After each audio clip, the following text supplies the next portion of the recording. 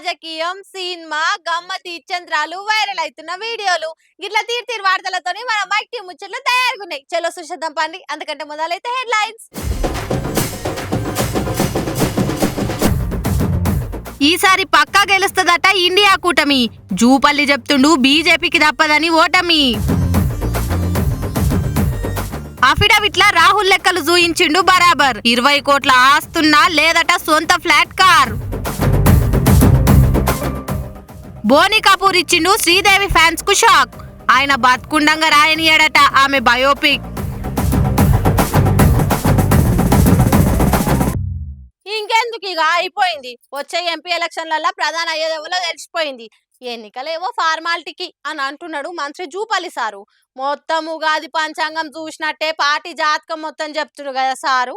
అయిపోయే బీజేపీలకి శంకరగిరి మాన్యాలే దిగేటట్టున్నాయి. ప్రధాని Narendra Modi sir prime minister quarter ఖాళీ చేసే సమయం ఆసన్నమైనట్టే. ఎందుకంటే వచ్చే ఎలక్షన్లలో పవర్లకు వచ్చేది చేతి పాటే అని బల్ల మీద చేయితోటి గుద్ది మరి చెప్తుండు మంత్రి జూపల్లి సారు. ప్రధాని కుర్చీలకెళ్లి మోడీ సార్ దిగిపోవుడు ఖాయమేనట. రాహుల్ గాంధీ సారే ప్రధాని అవుడు పక్కానట. హస్తరేఖలు చూసి మరి బలంగా చెప్తున్నాడట మంత్రి జూపల్లి సారు. రాహుల్ గాంధీ చేసిన జోడో యాత్ర న్యాయ యాత్ర తోటి పార్టీకి ఏడలేని పవర్ వచ్చిందట. ఆ పవర్ తోటి సార్ ప్రధాని అవుడే పక్క అని అంటున్నాడు. మోడీ సార్ ఇప్పటికే దొంగలకు సర్ది కట్టి దేశాలు దాటిచ్చిండు. అచ్చేదిని కాదు సచ్చే దినాలు తెచ్చిండు అనేది ఇట్టి పోసిండు. కానీ ప్రధాని అయితే రాహుల్ సారే పక్క అని అంటున్నాడు. మరి జూపల్లి సార్ జోస్యం నిజమైతుందో లేదో తెలవాలంటే జూన్ దాకా ఆగాలి. బీజేపీకి సంబంధించి కూడా అభ్యర్థి గురించి చెప్పిన బీజేపీ పార్టీ గురించి కూడా కేసీఆర్ రాష్ట్రంలో 8 లక్షల కోట్లు అప్పు చేస్తే భారతదేశంలో మోడీ ప్రభుత్వం 1,50,000 కోట్లు అంటే 99 లక్షల కోట్లతో పాటుగా మళ్ళీ 60 లక్షల కోట్లు అర్థమైంది కదా అప్పు చేసి ఏం చేసిండ్రు? గ్రామాల్లో పేదల బతుకులు బాగైనాయా? 2 కోట్ల ఉద్యోగాలు ఇచ్చిండ్రా?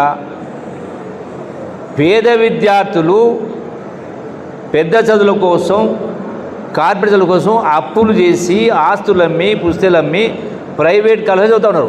మరి అటువంటి చదువు ప్రభుత్వ కళాశాల ఏర్పాటు చేసి ఏమైనా చదివిపించిండ్రా? అటు గొప్ప చదువులు ₹1 ఖర్చు కాకుండా కేంద్ర ప్రభుత్వం ఏమైనా చేసిందా? అనారోగ్యాల పాలైతే వేల రూపాయలు లక్షల రూపాయలు ఖర్చు పెడుతూ అప్పుల పాలైతా ఉన్నారు. పోని మిల్లు వాళ్ళు ఏమైనా ఆదుకున్నారా? గ్రామాల అభివృద్ధి అనేది జరిగిందా? ఏం జరిగింది? ఏ మొహం పెట్టుకొని ఓట్లాడుతారు మీరు?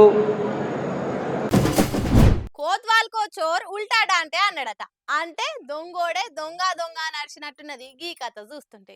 కాంగ్రెస్ గెలవంగానే ప్రగతి భవన్ కాడ బారికేడ్లను టక్కర్ చేసుకుంటా పోయిండు కదా. గదే మాజీ ఎమ్మెల్యే షకీల్ కొడుకు రాహిలు యాదికున్నాడా? ఇక పోలీసు వాళ్ళు కేసు పెట్టంగానే కారు నడిపింది నేను కాదు నా డ్రైవర్ అని అమాయకుని మీద కేసు రాపిచ్చిరు. అట్లా దొంగలకు సర్ది కట్టి దొంగ కేసు రాసినందుకు పంజగుట్ట పోలీసు వాళ్ళంతా ట్రాన్స్ఫర్ అయ్యిండ్రు. ఇంకొంతమంది సస్పెండ్ అయ్యిండ్రు. ఇటు షకీల్ కొడుకు రాహిలేమో మంచిగా బిజినెస్ క్లాస్ విమానంలో దుబాయ్ ఎక్కేసిండు. ఇప్పుడు అదే మోతవారి ఏమంటున్నాడో తెలుసా? పైసలు పలుకుబడుంటే తిమ్మిని కూడా బమ్మిని ఎట్లా చేయొచ్చో ఈ బీఆర్ఎస్ మాజీ ఎమ్మెల్యే షకీల్ ను చూస్తుంటే తెలుస్తుంది. కొడుకును కాపాడేతందుకు సార్ సంపాదించిందంతా హారతి కర్పూరం లెక్కనే అయ్యేటట్టున్నది కదా. ఇదివరకే ఓసారి కార్ టక్కర్ చేసి ఒకరు జీవి తీసిండన్న ఆరోపణలున్నాయి. ఆ కేసుకెళ్లి కూడా కార్ నడిపింది నా కొడుకు కాదు ఇంకొకడని షకీల్ అప్పుడు అధికార పార్టీలుండి కొడుకును బయట పడేసిండన్న టాకు ఇప్పటికి ఇంకా ఉన్నది. అదట్లుండగానే కార్ పార్టీ ఎలక్షన్లలో ఓడిపోయిందన్న కోపంతో ప్రగతి భవన్ ముంగటున్న బారికేడ్లను గుద్దుకుంటూ పోయిండు షకీల్ కొడుకు రాహిలు. అప్పుడు పంజాగుట్ట పోలీసులతోటి రాయబేరం నడిపి కొడుకు నా కేసులకెళ్లి తప్పించి వేరేటైన మీద ఆ కేసు రాసిండ్రు పంజాగుట్ట పోలీసులు. ఆ సంగతి బయటపడ్డాక వాళ్ళందరినీ సస్పెండ్ చేసిండ్రు పెద్ద పోలీసులు. ఈ లోపల కొడుకును దుబాయ్ పంపించిండు. ఇక ఆడికెళ్లే బెయిల్ కోసం దండలాడుతుర్రు. ఇవాళ కూడా మళ్ళోసారి ముందస్తు బెయిల్ కోసం హైకోర్టులో పిటిషన్ వేసిండ్రు. అసలు ప్రగతి భవన్ ముంగట బారికేట్లు పెట్టుడే తప్పు. పెట్టినాక ఆడ ఏం సిగ్నల్ పెట్టలేదు. అందుకే నాకు రాత్రి పూట కనబడకుండా పోయి గుద్దినా. అంతేగాని కావాలని గుద్దలేదు. కాబట్టి ఆడ బారికేడ్లు పెట్టినందుకు పోలీసులదే తప్పు అంచేత అర్జెంటుగా వాళ్ళందరి మీద కేసు పెట్టి అమాయకుడైన నాకు బెయిల్ ఇప్పించగలరని ప్రార్థన అనుకుంటా హైకోర్టులో పిటిషన్ వేసిండు రాహిలు. చెప్పేటోళ్లకు ఇనేటోళ్లు లోకువ అంటే గిదేనేమో. ఇంకా నయం అసలు ప్రగతి భవన్ ముంగట రోడ్ ఎందుకు వేసిండ్రు? ఆడ రోడ్డు ఉండే పట్టుకే నేను అట్లకెళ్లి పోవాల్సి వచ్చింది అని కూడా అన్నా అనేటోడు. ఈ ముచ్చట బయట తెలిసే వరకు పైసలున్న బల్పు మాదం తోటి కళ్ళు నెత్తికెక్కితే ఏదన్నా గిట్లనే కనబడుతుంది అని కామెంట్లు చేస్తున్నారు సోషల్ మీడియాలో. అయ్యో పాపం పవర్ లేకపోయినా పానం అంతా కంపెనీల మీదనే కొట్టుకున్నది కదా కేటీఆర్ సార్కు. గా టెస్లా కంపెనోళ్ళు ఇండియాలో కంపెనీ పెడతామని ఎన్నటి సందో చూస్తురు కదా. సార్ ఐటీ మినిస్టర్ ఉంటే ఈ పాటికి టెస్లా కంపెనోళ్ళు ఎన్నడో హైదరాబాద్ లో దిగేటోళ్ళు. కానీ అలా బ్యాట్ లక్, సారేమో మంచిగా లేకుండా పోయిండు. ఇప్పటికన్నా వాళ్ళని మన హైదరాబాద్ లో వట్కరాపోరి అని గవర్నమెంట్ వాళ్ళకి చెప్తుండు. కేటీఆర్ సార్ కు ఐటీ కంపెనీలన్నా తెలంగాణకు పెట్టుబడులు తెచ్చుడన్నా ఎంత పానమో ఏర్కున్నదేనాయే. ఇక మొన్న టెస్లా కంపెనీ ఇండియాకు వచ్చేటందుకు తవ్వసాపైంది. గదే కేటీఆర్ సార్ ఉంటే అందరికన్నా ముందుగాలో అమెరికాకు పోయి వాళ్ళని హైదరాబాద్ లోనే కంపెనీ పెట్టేటట్టు సెట్ చేసేటోడు. కానీ బ్యాడ్ లక్ ఏం చేస్తాడు, జనమేమో కార్ పార్టీకి పవర్ ఇయ్యలేదాయే. ఇక ఇప్పుడు టెస్లా కంపెనీలు ఇండియాలో కంపెనీ పెట్టేటందుకు జాగ ఎన్కులాడదామని ఓ బ్యాచ్ విమానం ఎక్కి ఇండియాకు వస్తున్నారట. హర్యానా, గురుగ్రాము, బెంగళూరు, చెన్నై, మహారాష్ట్ర, గుజరాత్ లా జాగలెంకుతురట. ఈ సంగతి తెలవంగానే కేటీఆర్ సార్ కు పానమాగలే. టెస్లా వాళ్ళు ఇండియాకు వస్తారట, వాళ్ళని ఎట్లనన్నా చేసి మన తెలంగాణకు వచ్చేటట్టు చెయ్యుండ్రి, మన దగ్గర భూమి జాగాలు చూపిస్తే ఈయన్నే కంపెనీ పెడతామంటుర్రు, అలసత్వం చేయకుర్రి అని ట్విట్టర్ లా గవర్నమెంట్ వాళ్ళకి ఆర్డర్ తోటి కూడిన రిక్వెస్ట్ ను పెట్టిండు. ఇక అన్న ఆరటం చూసి నెటిజన్లంతా వన్ ఓన్లీ తెలంగాణ గురించి ఆలోచించే మనిషి, వి మిస్ యూ అన్న అని మస్తుగా కామెంట్లు పెడుతుర్రు. మరి కేటీఆర్ అన్న ట్వీట్ వేసిండనే కాదు, మన సర్కార్ వాళ్ళు కూడా జర ముంగట పడి వాళ్ళని మన తన కంపెనీ పెట్టేటట్టు ఒప్పిస్తే మంచిగుండు, మన హైదరాబాద్ కు ఇంకింత పేరు వచ్చేది. అయ్యో అన్నందుకే 6 నెలల శని పట్టుకున్నట్టు అయింది కదా సానియా మిర్జా కథ. రంజాన్ పవిత్రతను దెబ్బతీసేటట్టే సానియా మెదులుతున్నది. సినిమాలతో తిరుగుడైంది, ఏడికి పడతాడికి హీరోయిన్లను ఎంబడేసుకొని వచ్చుడైందని అలా మత పెద్దలు సానియా మిర్జా మీద గర్రు గుర్రు అంటురట. అయ్యో, స్టార్ టెన్నిస్ ప్లేయర్ సానియా మిర్జాకు బ్యాడ్ టైమే నడుస్తున్నట్టున్నది.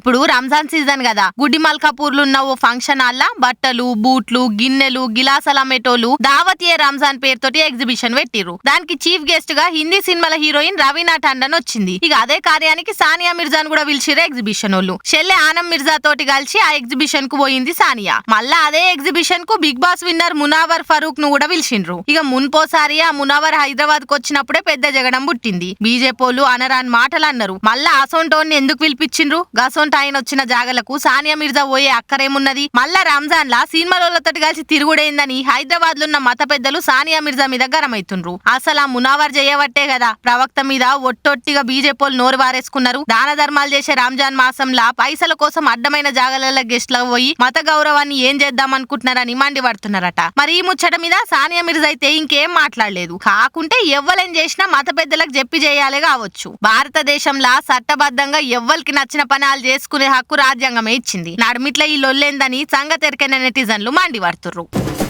ఇవాళ రేపు 20-30 వేల కొలువులు చేసేటోళ్ళు కూడా కారు కొంటున్నారు.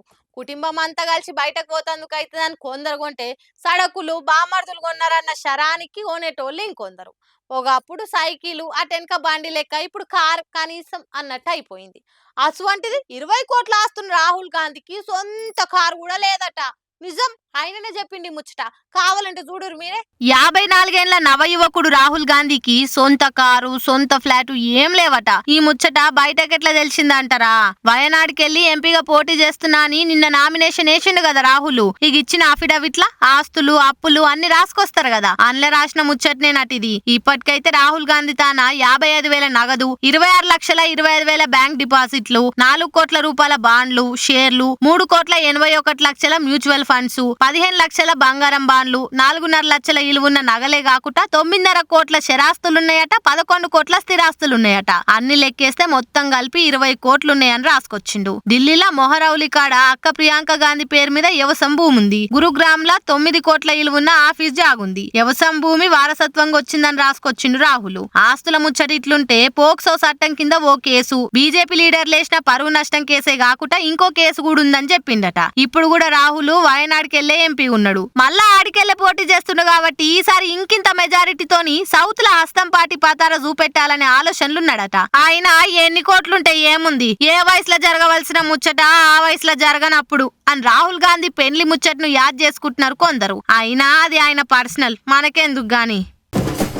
మీ అమూల్యమైన ఓటును మా పార్టీకే వేసి భారీ మెజారిటీతో మా అభ్యర్థిని గెలిపించగలరు. అభివృద్ధే ఆరో ప్రాణం అనుకునే మా పార్టీకే పట్టం కట్టండి. ఇగో ఇటువంటి మామూలు మాటలతోని హామీలు ఎట్లా అమలు చేస్తామన్న లెక్కలతోని కాదు, ఏపీలో ఒక్కో పార్టీ ఒక్కో తీరు కొత్త కొత్త మాటలతోని ప్రచారాల పండుగలు చేస్తున్నాయి.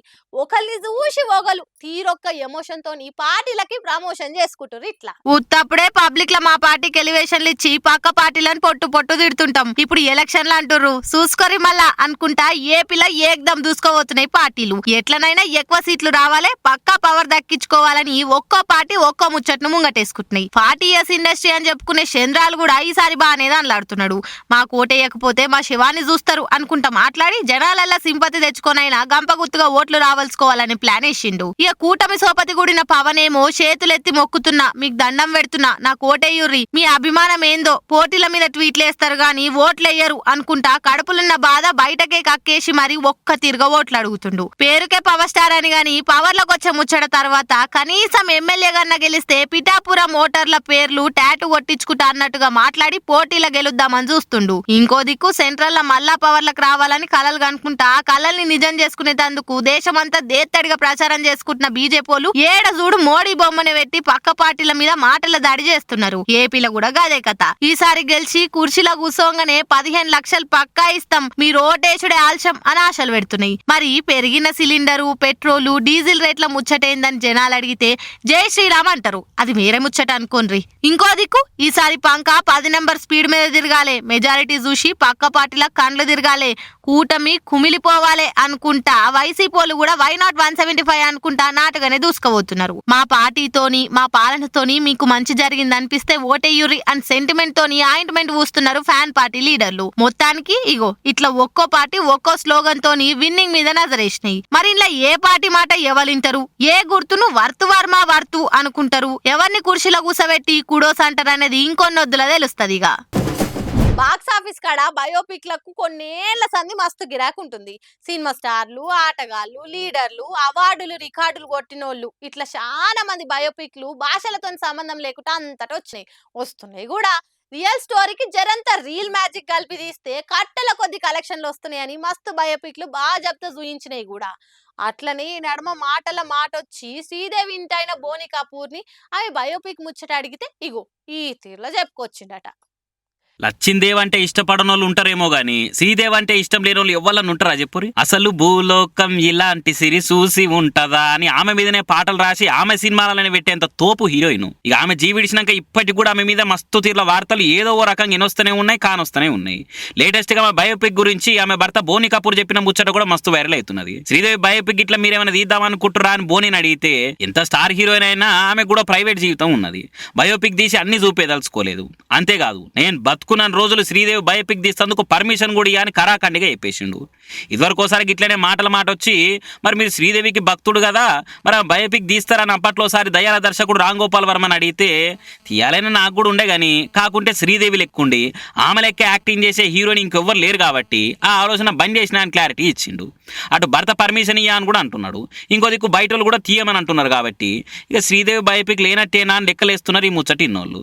అయినా ఇంద్రలోకం దేవకన్య లెక్క జగదెక్క వీరుడు అతిలోక సుందరి సినిమాల దేవుడా దేవుడా దేవుడా అని అమాయకంగా డైలాగ్ చెప్పేట ఆమె లెక్క క్షణక్షణం సినిమాల ఎండితేరే ఏం అందం రాబాయ్ అనుకునేటట్టు మిస్టర్ ఇండియాలా ఇట్లా ఇన్ని తీర్ల శ్రీదేవి అందము యాక్టింగ్ చూసి ఎన్నేళ్ళైనా మురిసిపోతూనే ఉంటాము. ఇంకెంతమంది హీరోయిన్లు వచ్చినా శ్రీదేవి అంటే మనసులో ఉంచుకుంటాము. మరి ఇక బయోపిక్లతోని పనేముంది అనుకుంటా అతిలోక సుందరి హార్డ్ కోర్ బండ్లు అనుకోబట్టిరిగా. శరానులా నేను పట్టుకొచ్చిన ముచ్చట్లు ఎట్లున్నాయో ఇంకిన్ని ముచ్చట్లతో మళ్ళా కలుద్దాం. అప్పటిదాకా చూస్తూనే ఉండుర్రి మన మైక్ టీవీ ముచ్చట్లు. ఏమంటున్నా?